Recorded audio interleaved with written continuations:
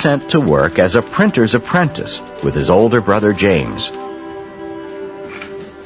It was here that Ben first learned how to run the printing press that printed the local newspaper.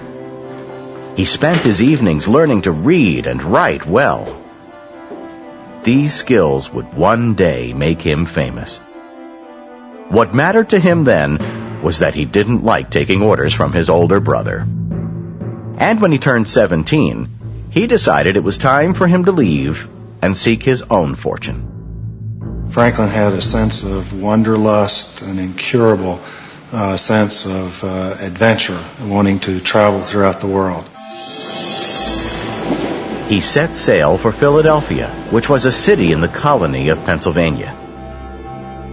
Philadelphia was one of the biggest, busiest cities. When he arrived there, he had only a few clothes with him in his pockets and very little money. But he made lots of friends in Philadelphia, including a woman named Deborah, who he eventually married. Franklin had a sense of humor. Man can do anything. And he was Mr. Can-Do, coming to a city just as it was growing and was the right man at the right place. Philadelphia did seem like the right place for Ben. He worked hard and became the owner of his own printing press. And soon he published the most successful newspaper in the colonies. But his greatest success as a printer came with a book he wrote called Poor Richard's Almanac. Almanacs had been written for centuries, and they usually contained records about events, weather, and changes in the seasons. Ben's almanac was popular because it did more than that. He filled all the extra spaces on the pages with sayings. Time is money. God helps those who help themselves. Apple a day keeps the doctor away. He wrote all of those. People loved the sayings that Ben wrote in his almanac, and it sold so many copies that Franklin became a rich man. This was just the beginning of his accomplishments. Since he no longer had to spend so much time working, he decided to help the city. Fire was a big problem. It burned down huge parts of Philadelphia. So Ben and his friends started the first volunteer fire department. He started the first lending library, which meant that anyone who became a member could borrow books and read. He also reorganized the mail service between the colonies, speeding mail delivery from 3 weeks to 3 days. He raised money to build a hospital, and he founded a school that grew into the University of Pennsylvania. So he really did a lot of public service to help Philadelphia, and it became the most advanced city in the 13 colonies. Ben Franklin had lived there for 25 years, and he was just getting warmed up. Now he decided to become a scientist. He was interested in electricity, which at that time people knew little about. In his experiments, he could create static electricity by rubbing a glass tube, and he could create small sparks.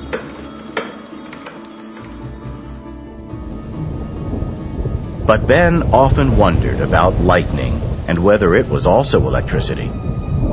His most famous and dangerous experiment was when he flew a kite in a lightning storm to confirm his suspicions. And his invention of the lightning rod, which helped to keep buildings from being destroyed during storms, was used everywhere.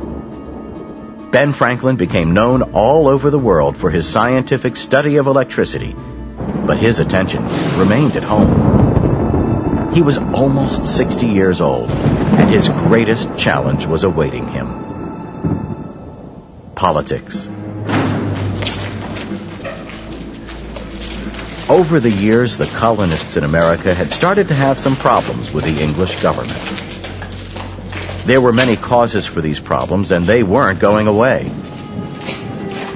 The colonists were becoming increasingly unhappy with the way they were being treated. The tension was rising, and Ben Franklin was asked to help. He was now a diplomat, and he set sail for England to talk to the lawmakers about the problems. Ben knew that England was mistreating the colonists, but he loved England.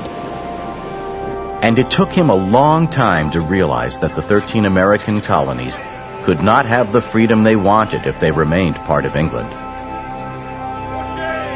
Franklin was one of the very, very last people to decide that the American colonies should seek their freedom. Right up until the very end, when he hopped on a ship and came back to America, he hoped that relationships between the colonies and the empire could be fixed. Diplomacy had failed, and Franklin decided that he had to end his loyalty to England. It must have been terribly, terribly hard, but at the end he did it. And as he sailed back from England in 1775, the Revolutionary War began. The colonists had had enough, and they started to fight against the English for the right to rule over themselves. Then Franklin returned to America 1 week after the first battles had been fought, and put to use his writing skills once again. This time for a much greater purpose. He helped write the Declaration of Independence. This was a document that told the reasons why the colonists wanted to be free from England. It blamed the English government for mistreating the colonial people, and it said that all people everywhere have rights. And if a government doesn't allow them to keep those rights, then the people can start a new government. It's called a revolution. And that's what the American colonists had started. Soon, Franklin became known as a leader of the revolution. It was a tough war, and things were not going well for the colonists. So late in 1776, at the age of 70, Ben Franklin set sail again for the most important job of his life. He sailed to France to ask them to help the colonists. If he were caught by the English, he would have been killed. He landed in terrible weather, and he was very much weakened by the crossing, which had been terribly rough. He had been in danger all through the voyage, of course, because if the English had captured him, he would have been tried for treason and probably hanged. But once he hit French soil, he was immediately very, very warmly received in France. At first, the French weren't sure whether they should help the colonists in their revolution.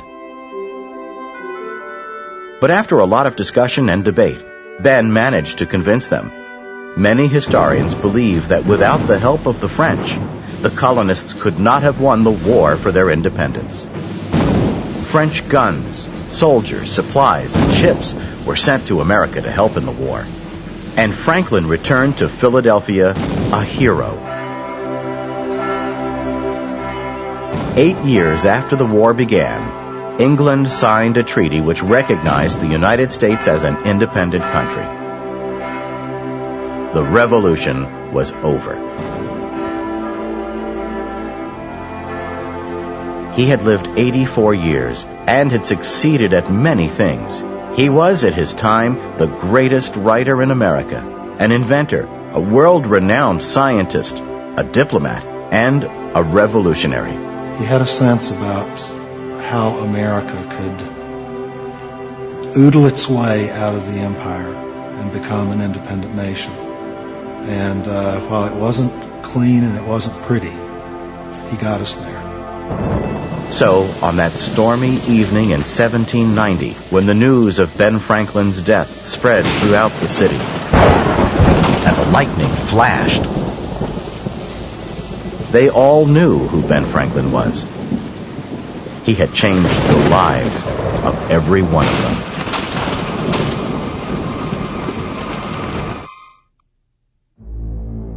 To compliment Ben Franklin, try the following activity. Write or draw a picture of one of Ben Franklin's achievements on a note card. Be sure to include the date it occurred. Then, make a class timeline by placing note cards from the whole class in chronological order.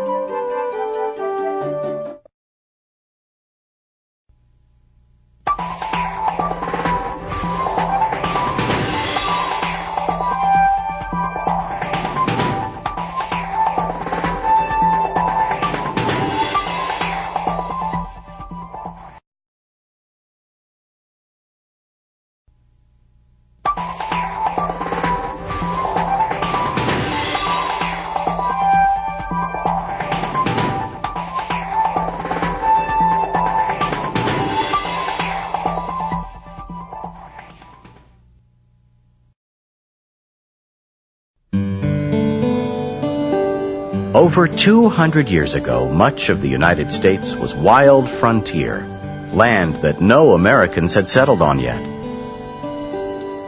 It took a very tough person to live on this land. Someone who could hunt and build and work hard. Traveling by horse and wagon was difficult. During this time, there was a legend about a man who wore a raccoon hat and wrestled alligators for exercise. People said he fought wild bears and could run faster, jump higher, and dive deeper than any other man. Animals were afraid of him. This legend was about a frontiersman they called David Crockett. But are these stories of David Crockett only legends? Or was he really a superhero of the Wild West?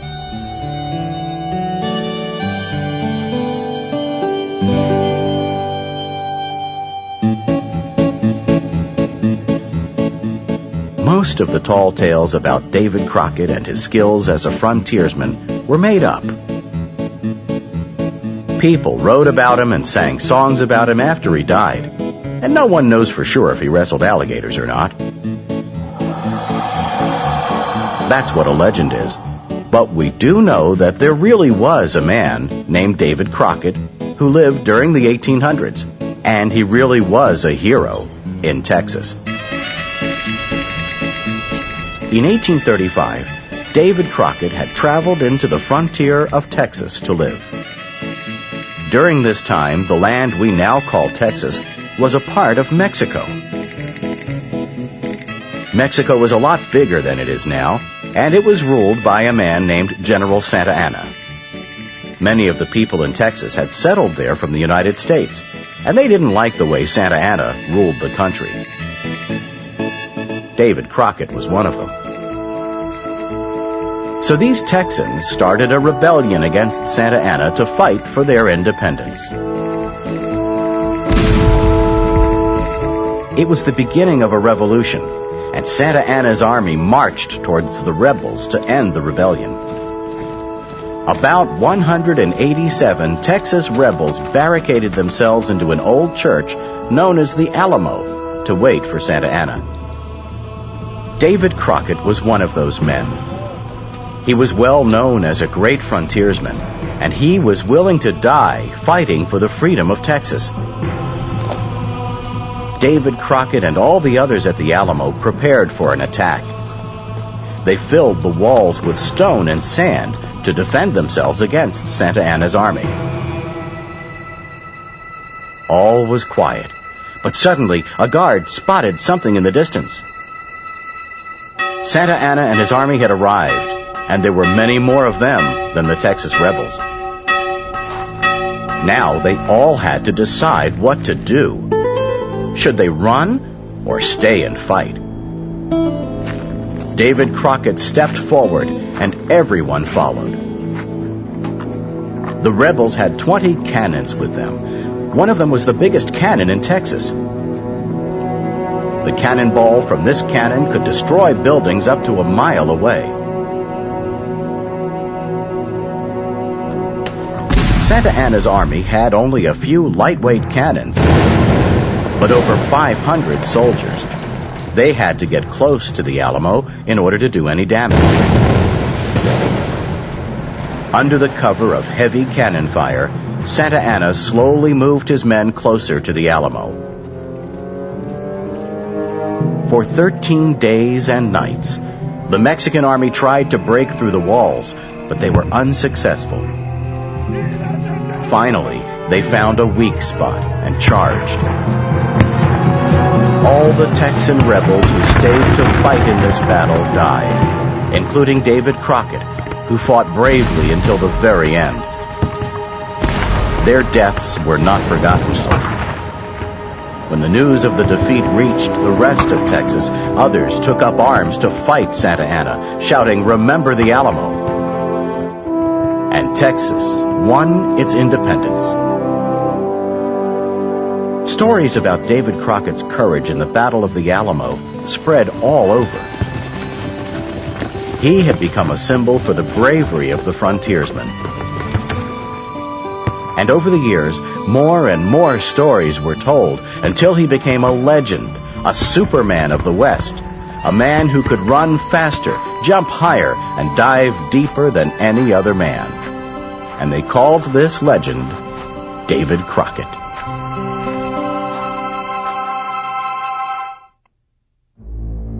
To complement David Crockett, try the following activity.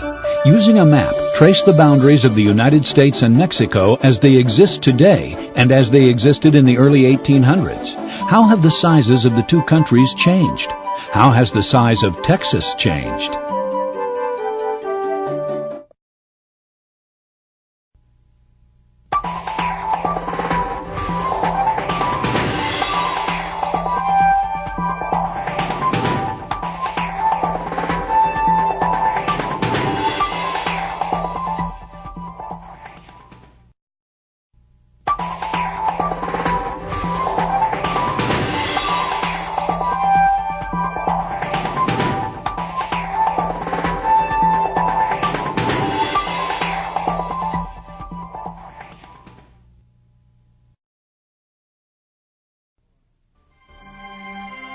Ability to lead an army. Experienced in battle. Of strong moral character. This might have been the job description for the most important position filled in 1775. Finding this man would be the first major accomplishment for the Second Continental Congress.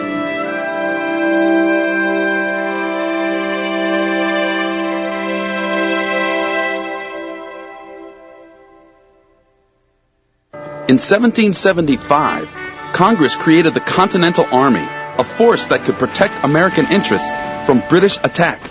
But finding the man to lead this army was a challenge. Many of the colonists had experience in battle. They had fought under British command in the French and Indian War. But these soldiers were not allowed to rise to high-ranking positions within the army. This left few well-trained men to lead the colonists as they faced the world's most powerful war machine, the British Army. But one man inside Congress knew who should lead them. Massachusetts delegate John Adams called for a strong and trustworthy leader, one who could bring his country victory. But more importantly, Adams knew that this man would have to unite the independent colonies. On June 14th, Adams began to describe his ideal candidate. A gentleman from Virginia who is among us here, and very well known to all of us. A gentleman with skill and experience as an officer, independent fortune, great talents, and excellent universal character. John Adams could only be describing one man, George Washington of Virginia. To remind Congress of his military experience fighting for the British, Washington wore his uniform from the French and Indian War.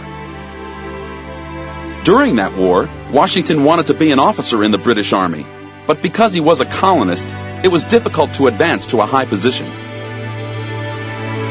So Washington put aside his military aspirations and for more than 10 years managed his estate, Mount Vernon. Now, just before the Revolution, Washington saw the opportunity to renew his military dream. George Washington was a very unlikely choice. There weren't a lot of other choices. The Americans didn't have a very strong military tradition separate from the British. You know, it was a society that was a part of the British Empire. I think George Washington maybe wasn't the greatest military figure in the world or the greatest man for the job at the time. But I think the greatness of the man was his ability to sort of promote himself as the best man for the job at a time when they needed somebody to do that. They were all brand new to the game. They didn't know where they were going. He had the great moxie, to show up at the Continental Congress and be his own PR. He said, I'm here, I can do the job. Looking back at it a couple centuries later, it was a great choice. But at the time, it was a crapshoot. As George Washington traveled from Philadelphia to Boston to take command of the Continental Army, crowds came out to cheer the first American commander-in-chief. And he looked every inch the general. He was a talented horseman, and his uniforms had been expensively tailored to emphasize his powerful physique. Understand, in an era when maybe the average male might have come in at around 5'8" and maybe about 145 or 150 pounds. George Washington was 6'3", 225. He could have played linebacker in the NFL. He understood how to use that commanding physical presence to provide the moral authority, and he worked almost all his life at enhancing that image. George Washington knew his enemy was a highly disciplined group. Armed with the finest weapons and equipment, the men of the British Army were professional soldiers. Most colonial soldiers weren't well equipped and lacked military training. Washington had to transform these farmers and blacksmiths into an army. The Continental Army would experience many difficult times before the end of the war, but Washington's courage and dedication enabled him to lead his army to victory. And without Washington, the American colonists might never have won the Revolutionary War.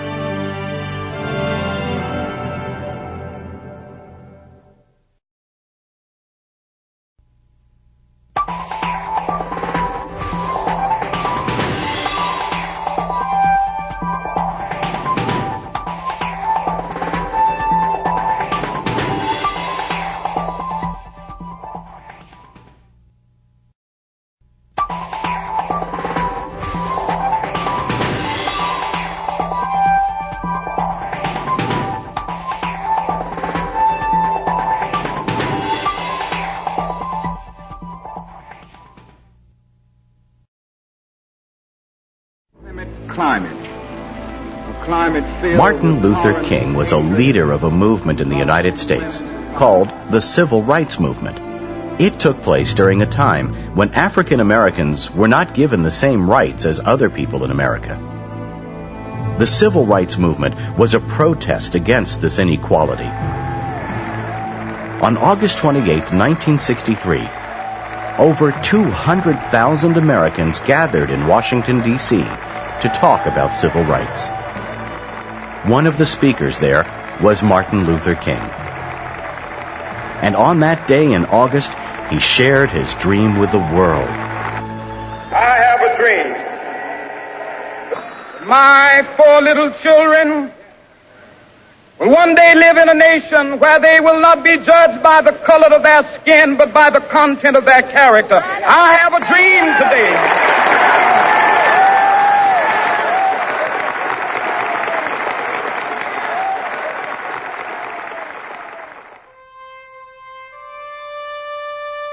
Martin Luther King was a reverend at a small church in Montgomery, Alabama during the 1950s. At this time, many public places in the United States were segregated. That means that black people were forced to use separate spaces from white people. There were separate bathrooms, separate waiting rooms, and separate communities. Even public buses were segregated. Montgomery, Alabama was no exception. In that town on December 1st, 1955, a woman named Rosa Parks boarded a bus, sat down, and refused to give up her seat to a white passenger. She challenged the segregation law and she was arrested. The injustices which we have experienced. Martin Luther King took action and helped organize a protest against the arrest of Rosa Parks. This would be the beginning of a career that would change the whole country. The protest was a boycott, which meant that all the black people in Montgomery, Alabama would stop riding the buses. It was one of the largest protests of the civil rights movement. Well, we hope to achieve equal rights as any human being deserves. That's what we're working for. For over a year, the protesters walked to work or took taxis, but refused to ride the buses. Meanwhile, Rosa Parks' case was taken to the Supreme Court. This protest which we are involved in is constitutional. And to deny us that right would be to deny our constitutional right as citizens of the United States of America. After 381 days of walking for equality, they were successful. The Supreme Court ordered Montgomery to end segregation on its buses. But this was just the beginning for Martin Luther King. There was still segregation in schools and hotels and restaurants. Martin Luther King wanted to change this, but he wanted to do it in a nonviolent way so no one would get hurt. Unfortunately, many times, force was used to stop his peaceful demonstrations. But even faced with violence, Martin Luther King continued to believe in the power of nonviolent protests. Less than a year after he gave his speech in Washington, D.C., President Johnson signed the Civil Rights Act of 1964 into law, making segregation illegal in public places and giving black people equal rights in their jobs and in education. Martin Luther King won the Nobel Peace Prize for his work in the civil rights movement. At 35 years old, he was the youngest person ever to receive this honor. The Nobel Peace Prize. And Martin Luther King continued his campaign. I just want to do God's will. And He's allowed me to go up to the mountain. Several years later, while attending a peaceful demonstration in Memphis, Tennessee, Martin Luther King was killed. I may not get there with you, but I want you to know tonight that we as a people will get to the promised land. Martin Luther King's death shocked the whole world. He had achieved great victories in the civil rights movement.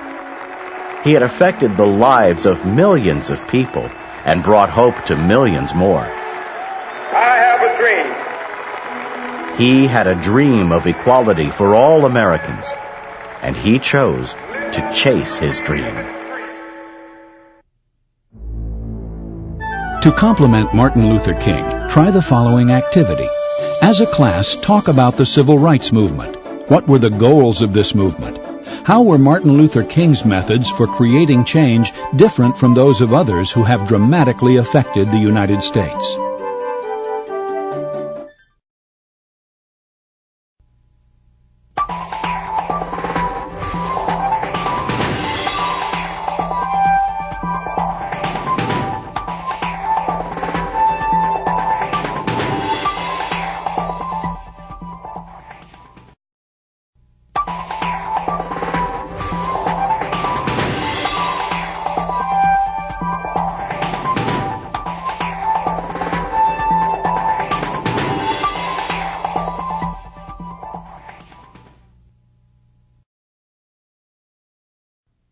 (1775). The American colonies began to embrace the idea of independence from England. But the king would not be disobeyed, so he sent troops to America to enforce his rule. A confrontation was inevitable, and the midnight ride of Paul Revere would change the course of history. On the night of April 18th, 1775, 800 British soldiers or regulars marched to the small town of Concord, Massachusetts. General Thomas Gage, the commander of the British forces in Boston, sent them to capture the weapons held by the colonial troops, or Minutemen. But the secret order was passed to colonial spies, who began to send warning across the countryside. Around 10 o'clock, 2 lanterns glowed briefly in the steeple of Boston's Old North Church. This signaled colonists across the Charles River that the British soldiers would travel by water. Colonial leader Dr. Joseph Warren called for Paul Revere and William Dawes to spread news of the march to Lexington to warn the Minutemen and their leaders that they were in danger. Dawes left by land and slipped through the guarded roads of Boston. Paul Revere left by boat. About 10 o'clock, Dr. Warren begged that I would immediately set off for Lexington. 2 friends rowed me across the Charles River. They landed me on the Charlestown side, went on to the town, and there got a horse. The moon shone bright.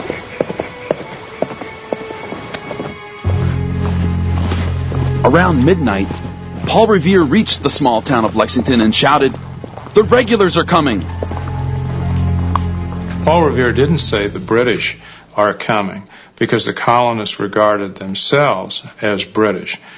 They were British citizens who lived in America, but they were certainly British citizens. So Revere and the other dispatch riders said, the regulars are coming, or the redcoats are coming. The town bell rang, and Minutemen, soldiers ready at a minute's notice, headed for the Lexington Green. For an hour, 130 Minutemen stood ready, but no regulars appeared. It seemed the alarm was false. Parker let the men go to wait for the next alarm, and about 30 waited at Buckman Tavern. Because the British officers did not want to be seen before daybreak, their soldiers were marching fast, a mile every 16 minutes. Inside Buckman Tavern, all was quiet. But around 4:30 in the morning, a scout arrived with news that the regulars were less than half a mile away. By 5 o'clock, about 100 British soldiers marched towards the Lexington Green. Captain Parker gathered his men, now less than 80, and gave his orders. Stand your ground. Don't fire unless fired upon. But if they mean to have a war, let it begin here. The Minutemen heard British Major John Pitcairn yell, "Lay down your arms!" Outnumbered, Captain Parker told his men to abandon the green. Then, a shot rang out. This is a revolutionary situation in which literally everything changes. Not merely in the course of a single day, but almost in the course of a single minute. Long as it takes to fire the guns and the soldiers drop dead, everything has changed. In the chaos, the regulars charged forward, blindly thrusting their bayonets and ignoring their officers' orders.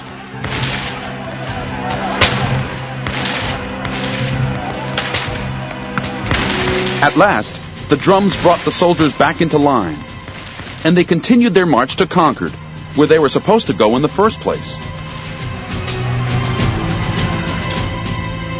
The British found they had only one man wounded, a private shot in the thigh. For the families in Lexington, 8 men lay dead, 10 others were wounded. The survivors shouldered their muskets and set off toward Concord.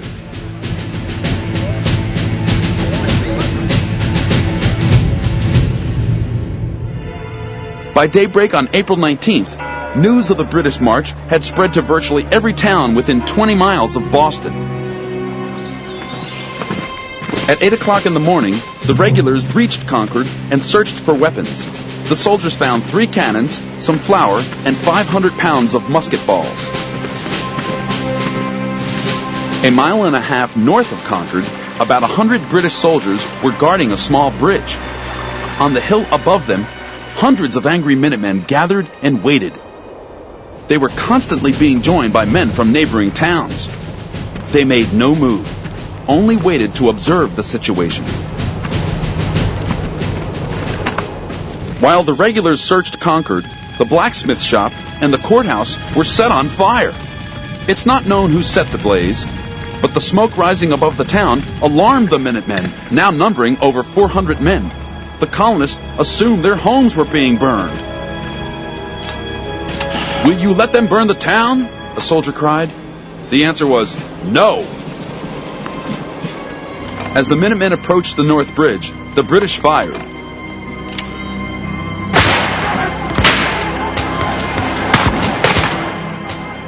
Minuteman John Butcher shouted, "Fire, fellow soldiers! For God's sake, fire!"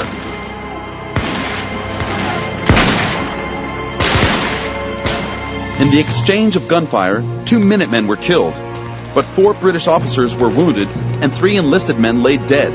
The regulars fell back and prepared to return to Boston.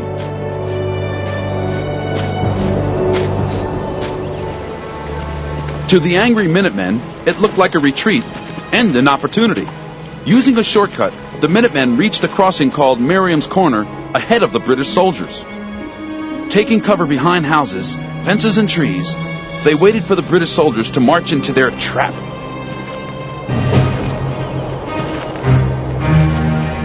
Before we'd gone half a mile, we were fired on from all sides. Lieutenant John Barker. At sundown, the British soldiers reached Boston. More than 270 British soldiers were wounded, missing, or dead.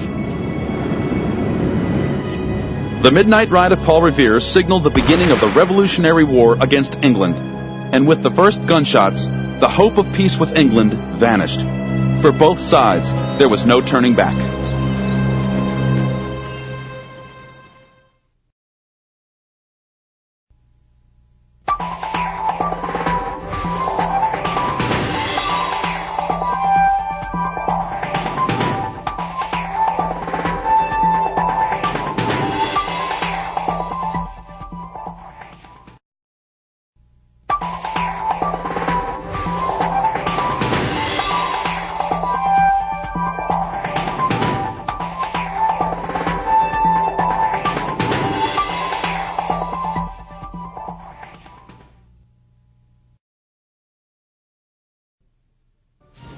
In 1775, the American colonies entered a war in which they risked everything for freedom. But a crucial element was missing: a formal Declaration of Independence from Great Britain.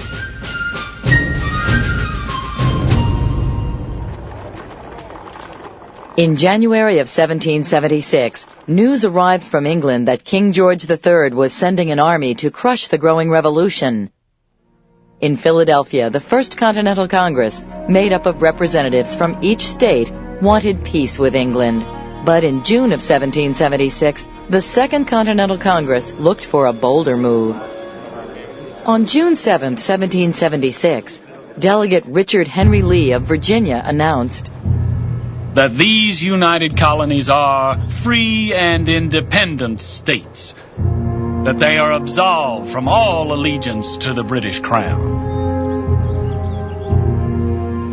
They wish to make a declaration of independence, not only for the sake of the civilian population who would see this break, would realize what it was for and would support it, but perhaps above all, for foreign opinion, so that other countries could formally note that these colonies had set up their own independent government and therefore, crucially, could negotiate with foreign governments, could contract alliances, and could receive aid.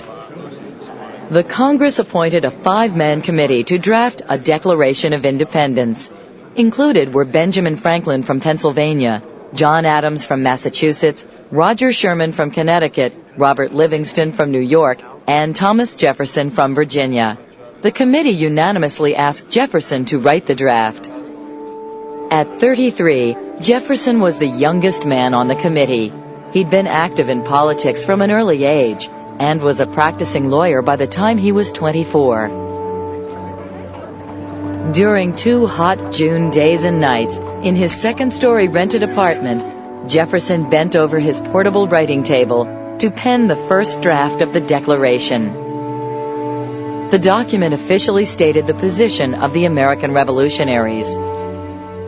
We hold these truths to be self-evident, that all men are created equal, that they are endowed by their Creator with certain unalienable rights, that among these are life, liberty, and the pursuit of happiness, that to secure these rights, governments are instituted among men, deriving their just powers from the consent of the governed, that whenever any form of government becomes destructive of these ends, it is the right of the people to alter or to abolish it.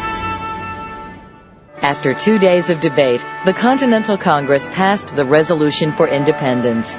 On the 4th of July, 1776, the President of Congress, John Hancock, was the first to sign the document.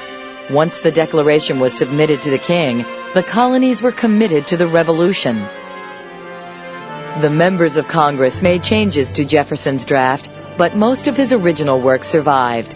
13 separate English colonies now called themselves the United